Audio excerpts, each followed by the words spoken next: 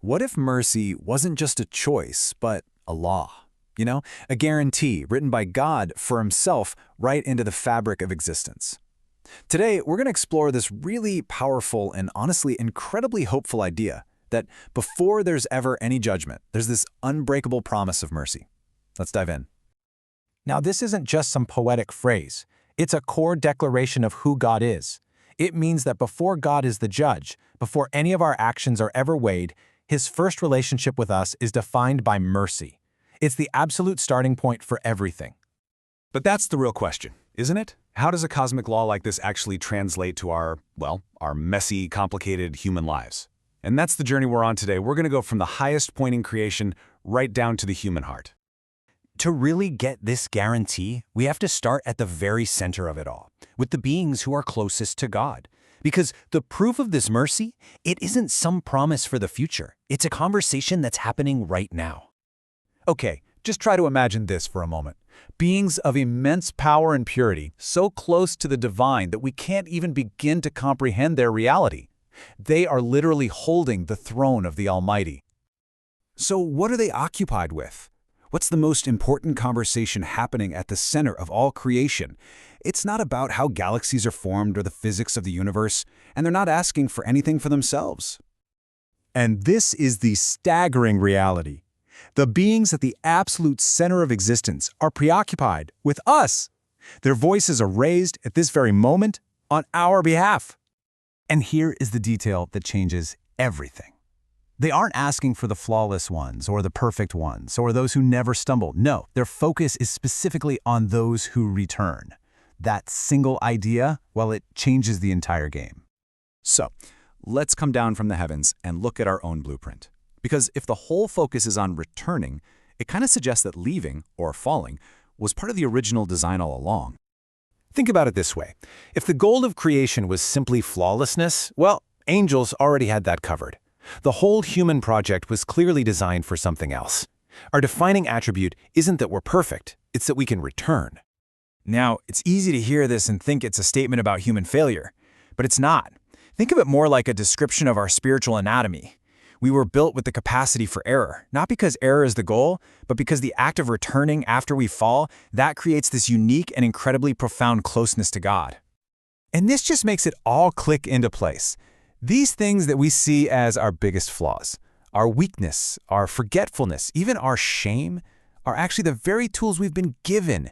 They are doorways to humility, to dependence, and to an intimacy with God that a being who has never fallen can't possibly experience. Okay, so if returning is the key, what does that actually look like? You might be thinking it's some huge, complicated process, but the reality is, it's so much simpler and more accessible than that. The specific Arabic word used for the angel's prayer is tab. It is the simplest possible word for repentance. It doesn't imply some grand ceremony or a huge formal process. It just means they turn back. That's it. A momentary shift, a feeling of regret, a simple glance of the heart back towards its source. So, and this is the crucial point, the door to mercy has no preconditions. You don't have to be perfect first. You don't have to perform some huge dramatic act. You just have to turn. The invitation is for movement, not arrival.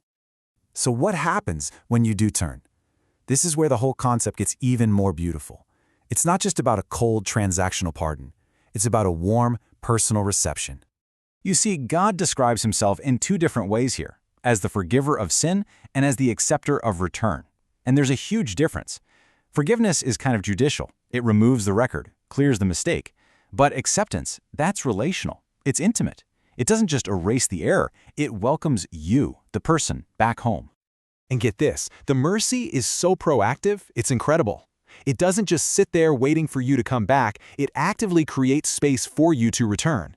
Even the pen that records our deeds is told to just wait. Yeah, there's a teaching that when a person makes a mistake, the angel who records it is commanded to hold the pen for 6 hours.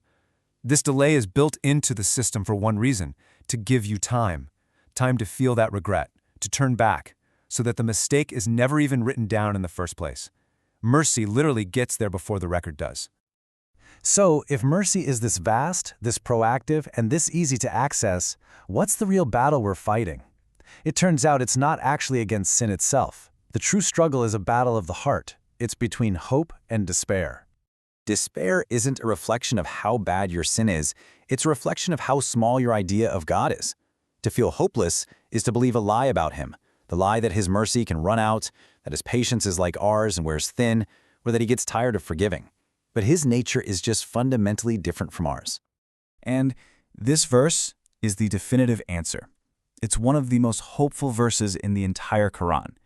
And just listen to the language, my servants. It's so personal. And then the command, do not despair.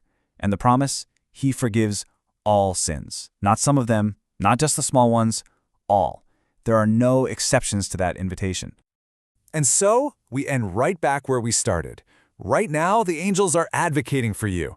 The law of mercy is already in effect. That door is wide open. The entire system of creation isn't built for your perfection, it's built for your return. All that's required is one simple act that you can do again and again and again. Just return.